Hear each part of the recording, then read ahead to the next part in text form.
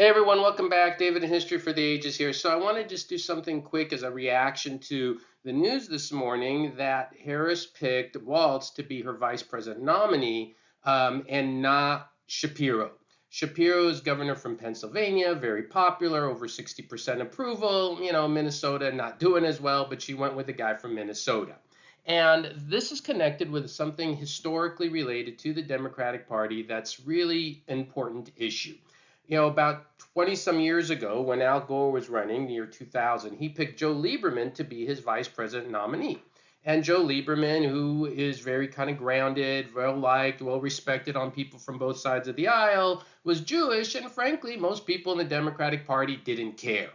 However, this time, when the discussion was should Harris pick Shapiro, I listened very carefully. There was news stories, there were social media groups. I follow social media groups on the left, on the right, and so many of them on the left said, well, we can't pick Shapiro, he's Jewish, it's going to alienate the base of the Democratic Party.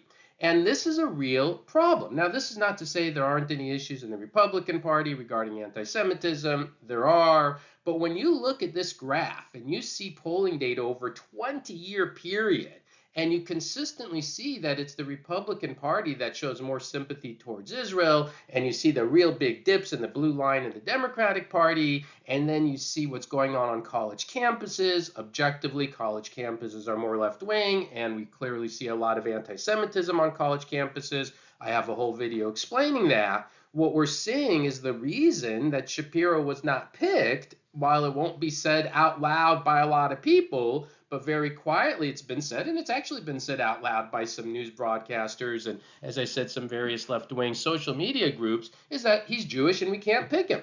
That never would have happened 20-some years ago, but this is where it is, and it shows us that political parties change. Obviously, the Republican Party today is not the same as it was when Reagan was running, and the Democratic Party is sure as heck not the same as JFK or even when Clinton was running, Bill Clinton.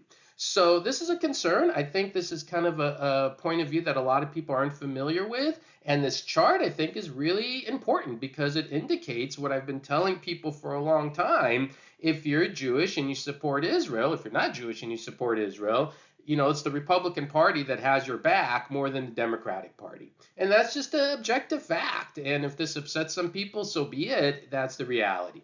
If you want to watch more about my video on why anti-Semitism does exist so much on college, you could watch the link here. I'm attaching it here at the end screen, and I'll leave it in the description. But just some things to think about. I hope everybody kind of ponders this a little bit, and maybe, I'm curious if you've ever seen this chart before.